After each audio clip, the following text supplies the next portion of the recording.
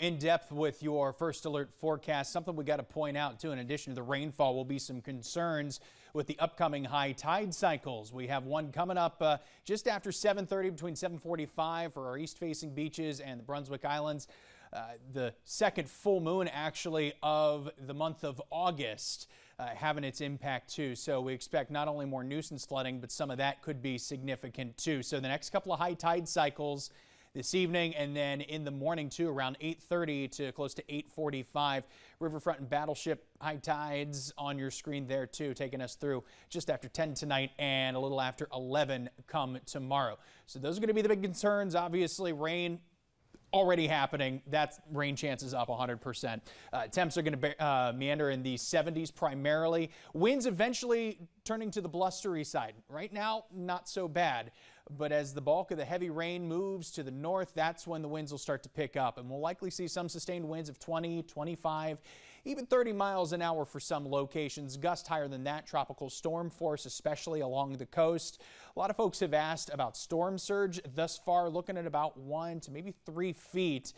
All in the grand scheme of things, it would be very minor, if anything. So that's why you're not seeing any of those storm surge watches and warnings go out. Those relatively new products from the National Hurricane Center. Ocean Isle Beach, one of the areas we're watching closely, the Brunswick Islands, the first in line to be susceptible for some of these rotating storms. That's why we have a tornado watch out right now. The waves certainly choppy too. It's not a time obviously to be on the beach or really in the water.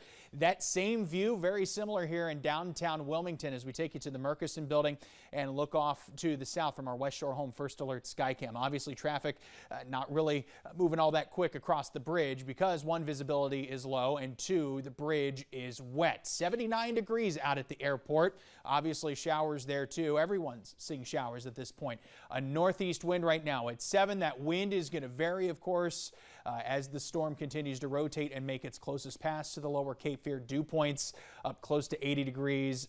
Visibility not great either, as you can see in the horizon back here. Kind of difficult to make out some of those fine details. So if you weren't here with us, the top of the broadcast, we'll give you the latest on Idalia. 70-mile-per-hour sustained winds, gust up to 85. So it is now a tropical storm, obviously making landfall as a strong Category 3, a major hurricane moving to the northeast over 20 miles an hour, and showers, and some of the heaviest showers now approaching the Brunswick County coast, southern Columbus County 2 to Whiteville right now, even up to Elizabethtown. So really you go up anywhere along Highway 701 and you're dealing with light to moderate, or if not torrential downpours as a result. We'll see if some of our rainfall data will begin to populate. Sometimes it takes a little bit, and considering how much data it's chunking through with the radar scans over the course of the last couple of hours, it's not surprising. But now take a look at some of these tallies. In blue, you're seeing pockets of 1 inch plus.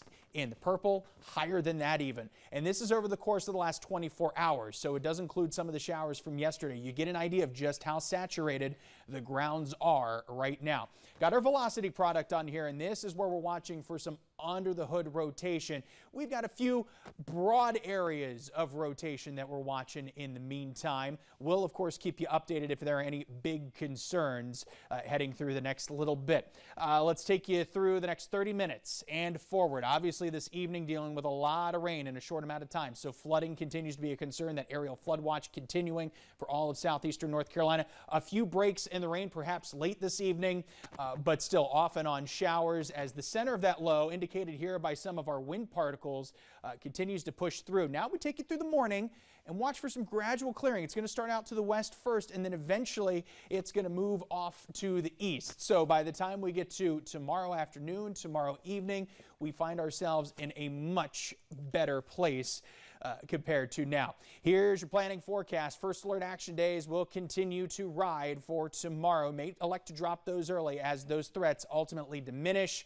We have temps bouncing around the lower and middle 80s and eventually close to 90 as we head into Labor Day proper.